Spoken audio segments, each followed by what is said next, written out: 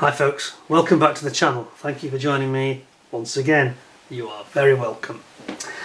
Well, we talked in my previous videos about perceptions about how good your kits are, and I gave my views on how you can sort of get away with murder, as I put it, not literally but in model making terms, by cheating, not painting kits, and generally trying to be a bit bone idle, quite frankly, which is not something to aim for, but it's just when you struggle with those very high finishes and things, if you don't think you've got the skill sets, I was just saying, don't be put off. Don't let it hold you back. Don't let it become a fear that stops you enjoying building the model, and don't let it upset you that it's not 100% perfect at the end. But today we're going to see how you can get it badly wrong. So I'm actually going to now go in reverse and say, but there are limits to cheating. There are limits to what you can get away with. Do as I say, do not do as I do, whatever you do. I'm going to show you a couple. Now these are old models. These are from, not as old as the ones I showed in the car video, but we've got at least 10, 12-year-old kits here. And one is painted and one is not painted, or not sprayed as it should have been. Neither of them are brilliant kits anyway, so I think that was perhaps in my thinking at the time. So we've got the Blackbird SR-71, it's actually the Academy kit, and we've got Airfix's 72nd scale BAC British Airways Concorde. Now I do love Concorde as an aircraft, absolutely love it. This not really Airfix's finest hour. It seems strange to me that on the kit they actually got the really complicated part of the kit quite good. The nose, the drooping nose. I don't think I can demonstrate it. I'm probably going to break it is what's going to happen if I try and droop it down. But it does droop, does it? I'm not going to do it, I'll break it, because it's not been done for years.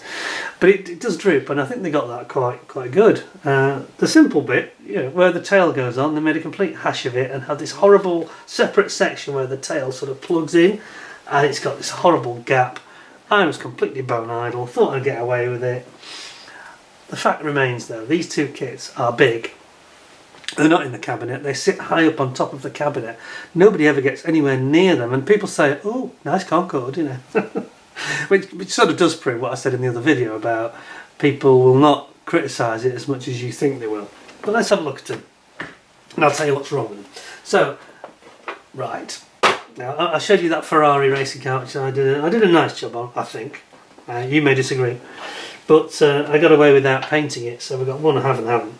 This one I have painted, so let's just zoom in a bit. So this is a classic example of inexperience, because my skills were a bit rudimentary when I did this one.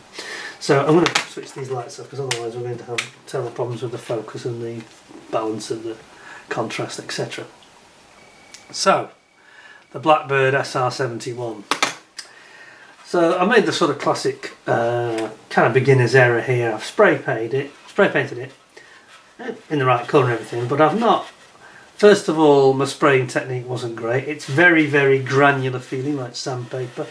So obviously I was spraying perhaps a bit too high pressure, probably too far away as well. Fluff on the end of the pitot head. Sort of every mistake in the book, when I did this.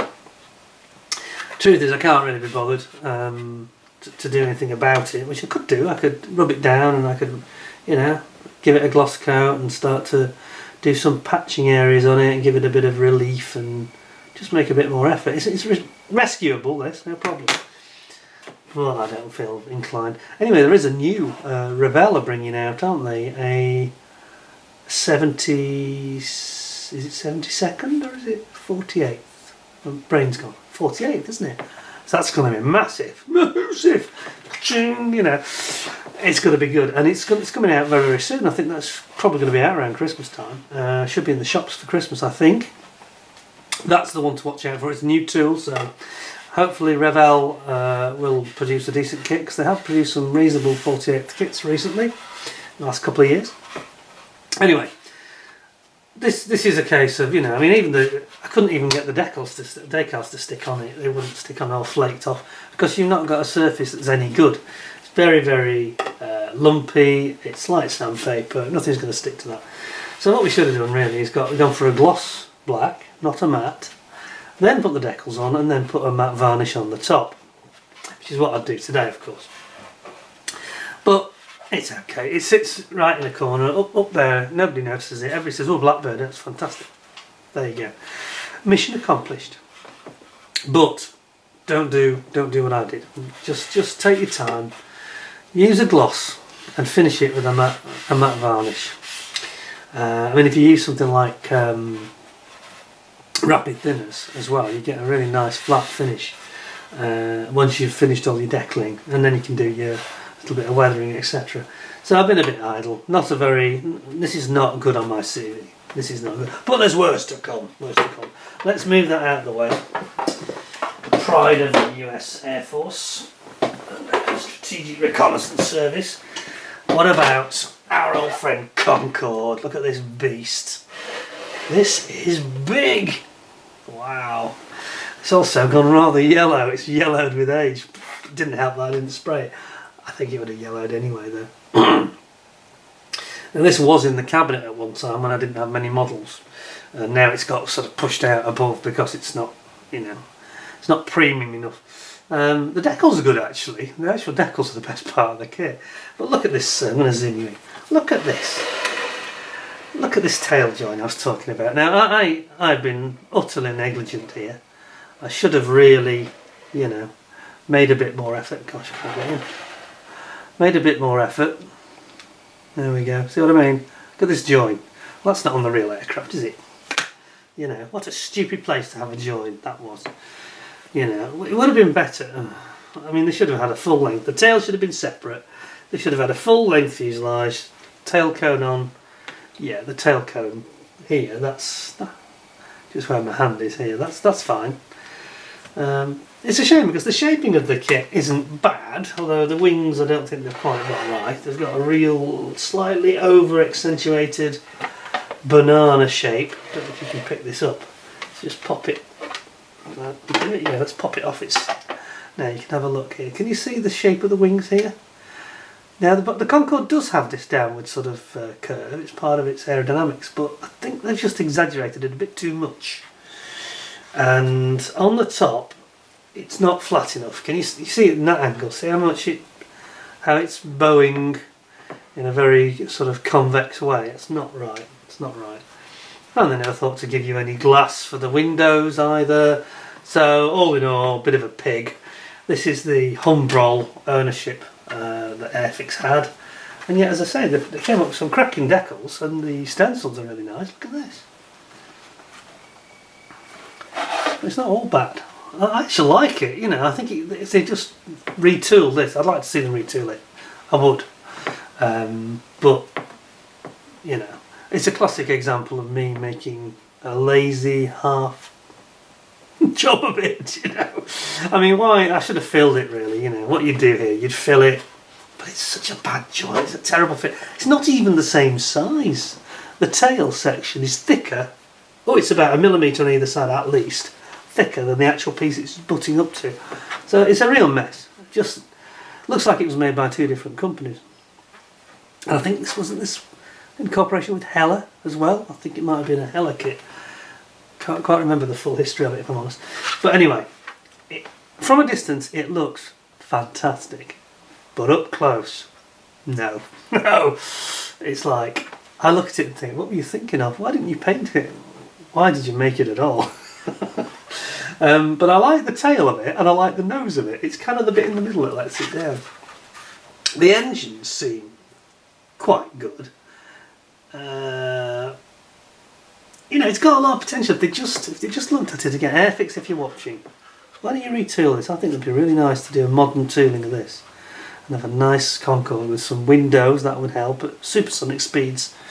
Having the window open is not a good idea. And we've got a little bit of attention needed with the glue there. I think I may have bashed that when I had my hand under it. There's all sorts of little pitos and aerials and things, of course, for the transmission for TV pictures and things, radio communications. A lot of pitos on that. Can you see that? I can just get this zoomed in a bit more. I say the front end, they modelled that really nicely. I think it was really quite nice. But again, they've gone for this horrible join here. you know, they've put it in like these modules, and I can tell you it's the same problem. So the front section to the left is thicker, different tolerances to this section, which is smaller. So they've made a real mess of it, really. That nose is great, love it, but the bit in the middle is terrible, basically. And look at me, I've done a terrible job of modelling this. Seam line, couldn't be bothered to rub it down or anything. I mean, look at the quality of the plastic. I don't know if that's showing up on the camera, but it's fairly dire. Just here. It's got all blodges in it, it's different colours. It's not been rubbed down. It's a disaster, really, isn't it? It's not professional manufacturing by Airfix, and not very professional model making by me, I'm afraid. Not my finest hour, nor Airfix's. But as I say, frankly, can't be bothered. It's not good enough a kit, you know. But I've seen people, again, if you're really willing to completely re-engineer a kit, you can make anything right with the skills. I've seen them at Telford, you know, and it's beautiful. It's got glass in it, or people have either used PVA or they've put a sheet of cellophane or something like that, you know, clear film on the inside. What's the word I'm looking for? Not cellophane, is it? Anyway, I've seen them at Telford. I've said to people, I love your Concorde. That's not the Airfix one. They go, yeah, it is. And I go, what? No way. yeah, I spent 6 months on it, he says. Well, you would. Anyway, it just shows you can make anything good if you really want to, but it still looks like Concorde. It still looks like Concorde to me. There we go. What do you reckon? Best that angle, that angle. I actually suspect that on camera it may look better than it looks to me. It's quite yellow. It's definitely aged with UV light. It's a kit I'd like to do again though, but not this particular iteration. I think if Airfix brought it out as a new tool, I'd be in there, because I love Concorde. It was a fantastic thing. But there we go. So yeah, now you know that I'm not trying to blow my own trumpet. That when I'm lazy, I'm really awful. So don't do as I say. Do as I say, not as I do, because that's not the way to go about it. I mean, with hindsight, I wish I had made a bit more effort. Wish I'd sprayed it with a nice glossy white. But it's not critical. It's not in the case. Nobody sees that. Nobody gets closer than 3 feet away from this, and it's up high as well. So it's not really something that's very visible. But it also tells you that you can't cut corners if the kit's not good. If it's not a great kit, you can't get away with it, and that's what I tried to do. I treated that like I did with the Tamiya Ferrari. Tamiya Ferrari had perfect plastic. This has got terrible plastic. It's badly designed. It doesn't fit properly. And it's got horrible seams, and etc. etc. etc. It's not a good kit. It's not unbuildable or anything, but it's not a good kit. It needs a lot of work. You cannot, as I've demonstrated with my failure, you cannot build a kit like that and try and cut corners. It's just never going to reach its potential. So there you go. That's a short one today. I wanted to just show I wasn't trying to be a smarty pants. I failed badly with these two, to be honest. But they still look good, you know. As I say, nobody cares, nobody notices it. They'll all notice it now, of course. Anybody watches this video, they say, oh, that's the Concorde that you made a right mess of. I didn't paint it. Yes, it is true. But the fact remains, I like it. I'm quite happy with it. I'm not going to make a great effort. But if a new one came out, I would apply all my bang up to date skills. Not the best by, you know, I'm not a great modeller. But compared to that, I am. Because I've got 11, 12 years more experience. And this is before I had an airbrush even. So it would have been rattle can. And again, I think I was frightened about the fact that such big areas, rattle can over big areas, is very hard to get an even finish. Dangerous, you know. You're going to get hairs in it, dust in it, all sorts of things just floating in from the atmosphere. And that was what put me off.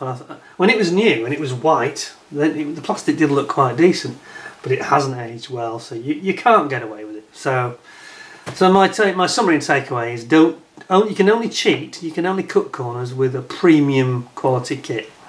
You can't do it with a second-rate kit. You're going to have to invest a lot of time and energy, and so therefore you might want to just have a rethink, reconsider whether you want to do that, because you know it's like anything, you get what you pay for. You spend 100 quid on one of those Tamiya kits, a lot of money, but it pays you back later because you don't have to paint it, you know.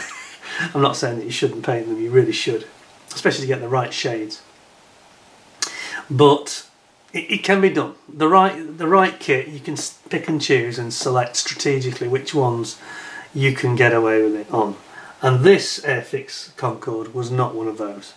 So big black mark for me. Hope you'll forgive me and give me a thumbs up and take the learning from this, that think carefully about how you approach and how you plan to do your build and your painting, because trying to use a one-size-fits-all won't work really. You've got to be more considered in your approach, I think, and I clearly wasn't. Anyway, thanks a lot for watching. Just a short one this time. I'll try and brush my fairlies under the carpet as quickly as possible. It's very old model this, but I still like it. It still looks like Concorde from a distance, so I just don't say anything to anybody else. Oh, I've just told the world. Anyway, thanks for watching. If you haven't subscribed already, please do, and if you have, ding the notification bell, and then you'll get early warning of any forthcoming new vids coming up. And until the next vid, I think we've got 1 or 2 more to come. It's really just a substitute for watching Telford Scale Model World, or going down there to see the show this year. As I mentioned before, sometimes I go down and think, oh, that's just totally superior to me, and other times you think, well, I can do better than that. Well, now this will make you feel really good, because you'll look at that and think, fool. Amateur, beginner, you know. Anyway, thanks a lot for watching. Until next time, take care of yourselves. Thanks a lot, and bye for now.